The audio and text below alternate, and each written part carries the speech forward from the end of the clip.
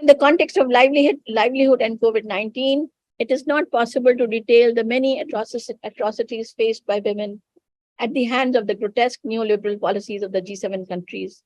But it is important to touch even briefly on women's reach to decent livelihood, and of course, the way COVID-19 pandemic resulted in a combined aggression of imperialism and patriarchy against women. No doubt, the much propagated human rights and democratic base of liberal societies under capitalism has been shorn to bits.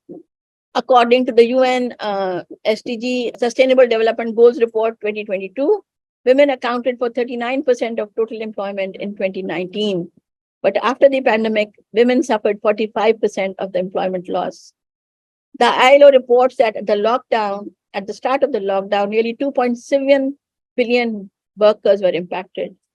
And the most hard hit were the informal economy in the new colonial countries. An estimated 1.6 billion informal economy workers, that is 76% of informal workers globally, were significantly impacted, with the hardest hit sectors included accommodation and food services. Among them, women were overrepresented in high-risk sectors. 42% of women workers were working in these sectors compared to 32% men. And these were the women who had much more limited access to health services and social protection. If the issue of livelihood is combined with COVID-19 vaccination, then the measures taken by the richest countries, especially G7, can be considered diabolical. Within the first year of vaccine distribution, high-income countries had achieved vaccination rates of 75 to 80%, while low-income countries had only vaccinated less than 10%. The WHO DG reported that by November 2021, more than 80% of the world's vaccine had gone to the G20 countries, whereas the low-income countries had received just 0.6 of all vaccines. It has been noted that 1 woman for every 3 men were being vaccinated. In India, for example, only 37% of people getting the vaccines were women. In South Sudan, only 26% of the people getting vaccines were women. And as a result, women make up 70% of the people who have tested positive for COVID-19.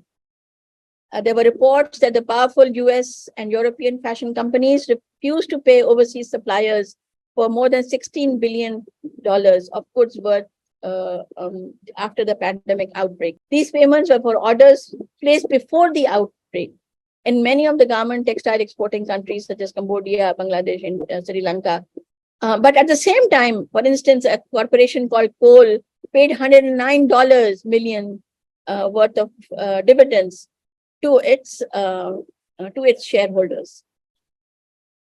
I had something on agriculture, but Wali has already spoken. I will just say that the WTO agreements, especially the sanitary and phytosanitary agreement, the technical barriers to trade agreements, impact women workers, women farmers directly, and especially the landless workers directly, because they are trying to get hold of our livestock.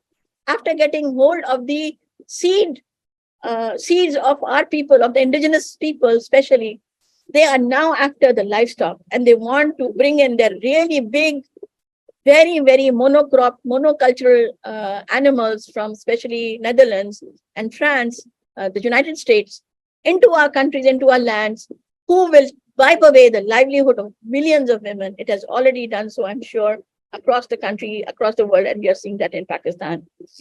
And I will end with this. In light of the above G7 statements from the 47th and 48th summits that proclaim that the G7 will be leading the global recovery from coronavirus, tackling climate change, and preserving the planet's biodiversity, show how empty and false is the vision of imperialism.